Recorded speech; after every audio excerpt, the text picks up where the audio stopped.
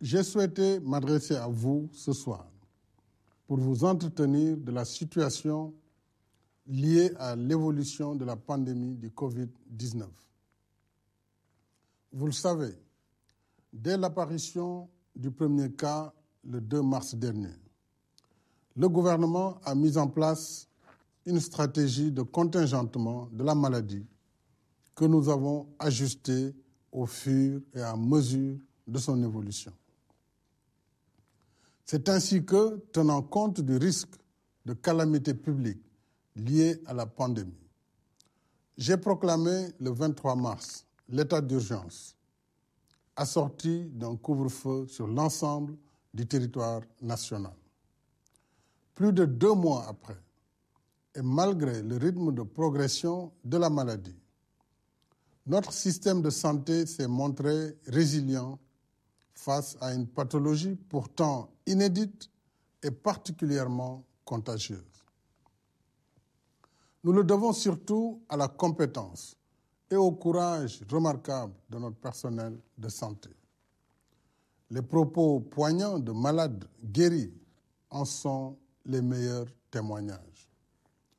Je renouvelle nos chaleureux remerciements et notre profonde gratitude au corps médical, paramédical et au personnel de soutien, tous engagés jour et nuit dans une bataille risquée contre une maladie vicieuse encore largement inconnue. C'est pourquoi je tiens particulièrement à la protection des personnels de santé. Des mesures spéciales de sécurisation devront être aménagées partout pour éviter leur contamination. Je félicite les équipes du ministère de la Santé et de l'Action sociale et tous les autres services de l'État mobilisés dans la lutte. Je salue et encourage nos forces de défense et de sécurité déployées sur l'ensemble du territoire national pour veiller à l'application des mesures édictées dans le cadre de l'état d'urgence. Je remercie nos guides spirituels, les leaders d'associations religieuses, toutes confessions confondues, les autorités coutumières, ainsi que les mouvements citoyens qui soutiennent et facilitent l'action de l'État dans la riposte au Covid-19. Je prie pour le repos de l'âme de nos morts du Covid-19, d'ici et de la diaspora. Je présente nos condoléances émues à leurs familles éplorées. Chaque deuil nous affecte profondément, surtout lorsqu'à cette souffrance s'ajoute la douleur de la distance quand le décès survient à l'étranger. Ainsi, tenant compte de la forte demande de rapatriement de corps de nos compatriotes décédés du Covid-19 à l'étranger, et sur la base d'avis motivés que nous avons recueillis en ce qui concerne les conditions sanitaires, il sera désormais possible de procéder à ces rapatriements. J'ai donc instruit le ministre des Affaires étrangères et des Sénégalais de l'extérieur, en rapport avec le ministre de la Santé et de l'Action sociale, de faciliter les rapatriements pour les familles qui le souhaitent, dans le respect des conditions sanitaires requises. Aux malades et porteurs asymptomatiques du virus, j'adresse nos vœux ardents de prompt rétablissement. J'invite chacun et chacune d'entre nous à éviter la stigmatisation des malades. Cette stigmatisation n'est pas acceptable. Le Covid-19, je le rappelle, n'est pas de ces maladies dites honteuses. Au demeurant, nul n'est à l'abri d'un virus aussi contagieux. Alors que chacun adopte une attitude digne et responsable vis-à-vis de son prochain. Mes chers compatriotes, dès l'apparition de la pandémie dans notre pays, j'ai donné instruction au gouvernement de définir et mettre en œuvre une stratégie adaptée à nos réalités économiques, sociales et culturelles. C'est pourquoi, en lieu et place du confinement, nous avons opté pour des mesures restrictives visant à limiter la circulation du virus. Grâce à ces mesures, nous avons pu couper la chaîne de transmission par voie importée et maintenir la maladie encore sous contrôle malgré son rythme de progression. Chacune et chacun de vous a contribué à cette performance par ses sacrifices et ses efforts. À ce jour, notre pays compte 1886 cas positifs, dont 715 guéris et 19 décédés. Nous avons présentement dans nos structures de santé 1151 malades sous traitement. 7182 contacts sont suivis par les services du ministère de la Santé. La carte épidémiologique montre que sur les 45 départements, 22 ne comptent aucun cas de Covid-19. Nous devons nous en féliciter et redoubler de vigilance. Aujourd'hui, après 2 mois de mise à l'épreuve, nous devons sereinement adapter notre stratégie en tenant compte, une fois de plus, de notre vécu quotidien. J'ai consulté à cet effet une équipe pluridisciplinaire d'éminents experts nationaux. Il ressort de leur analyse et évaluation minutieuse que dans le meilleur des cas, c'est-à-dire si nous continuons d'appliquer les mesures édictées, le Covid-19 continuera encore de circuler dans le pays jusqu'au mois d'août, voire septembre. Ces projections montrent que l'heure ne doit pas être au relâchement, mais à l'adaptation, plus que jamais. L'État continuera donc de veiller à l'application des mesures de contingentement de la maladie. Mais plus que jamais, la responsabilité de chacune et de chacun de nous est engagée. Dans cette nouvelle phase qui va durer non pas quelques semaines, mais au moins 3 à 4 mois, nous devons désormais apprendre à vivre en présence du virus en adaptant nos comportements individuels et collectifs à l'évolution de la pandémie. En conséquence, il nous faut adapter notre stratégie de façon à mener nos activités essentielles et faire vivre notre économie en veillant à la préservation de notre santé et celle de la communauté.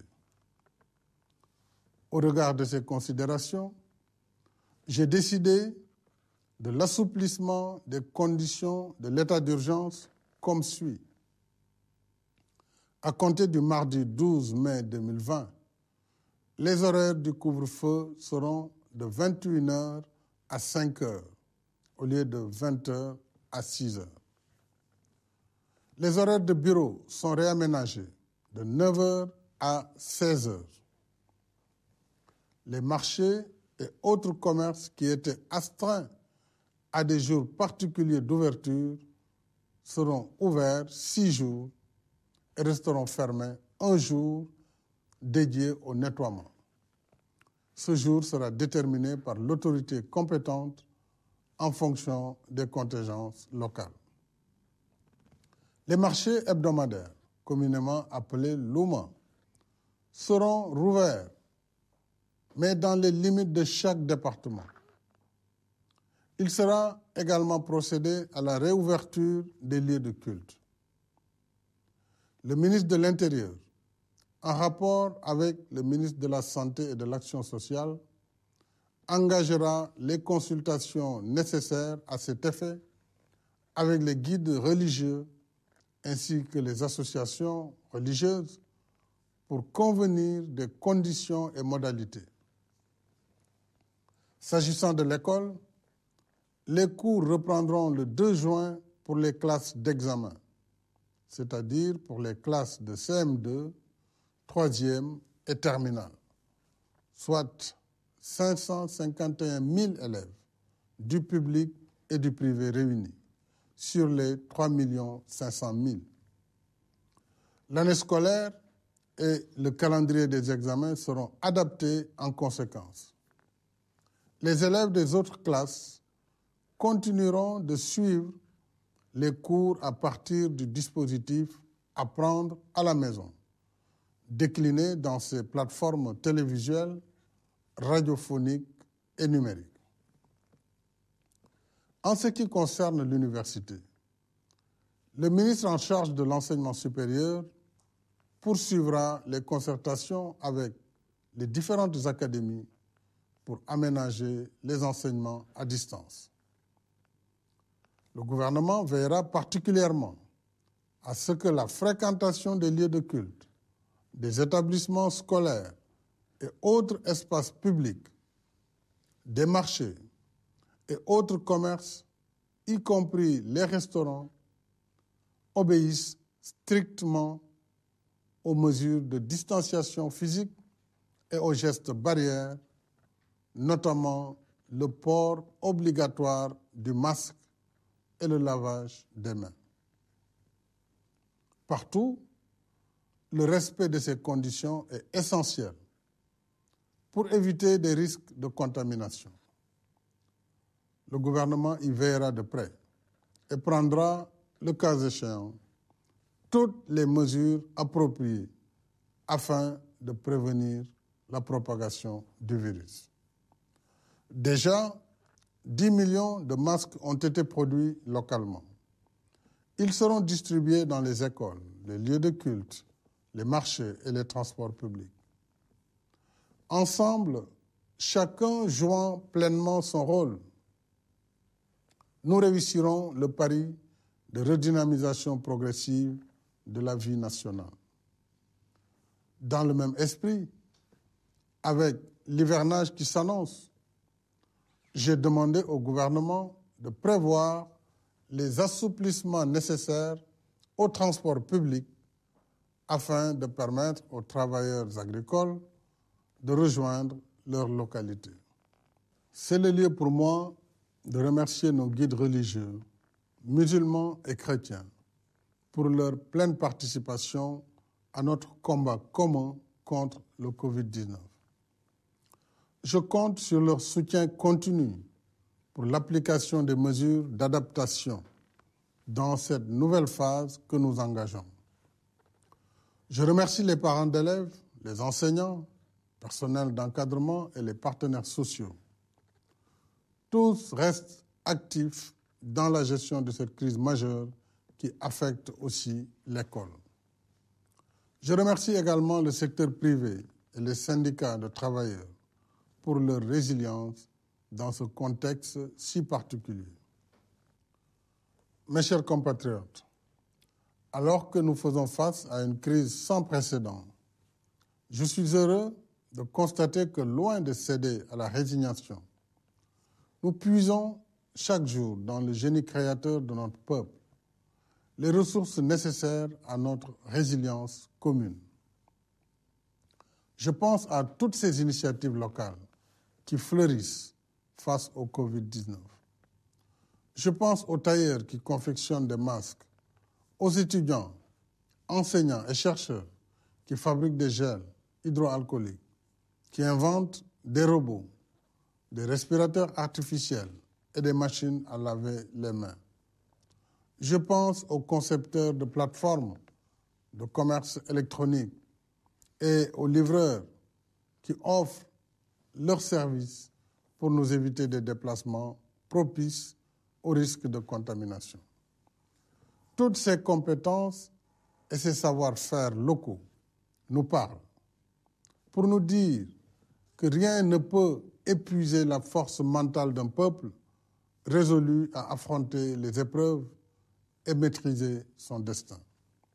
Dans le plan de relance de l'économie nationale post-Covid-19, j'ai la ferme intention de soutenir toutes ces énergies positives et toutes ces intelligences créatives parce qu'elles portent les promesses généreuses d'un futur plus moderne et plus prospère. Alors, restons mobilisés et confiants, mes chers concitoyens. Restons mobilisés, unis et solidaires pour baliser la voie du futur, celle de l'endurance et du succès au bout de l'effort. Bonsoir.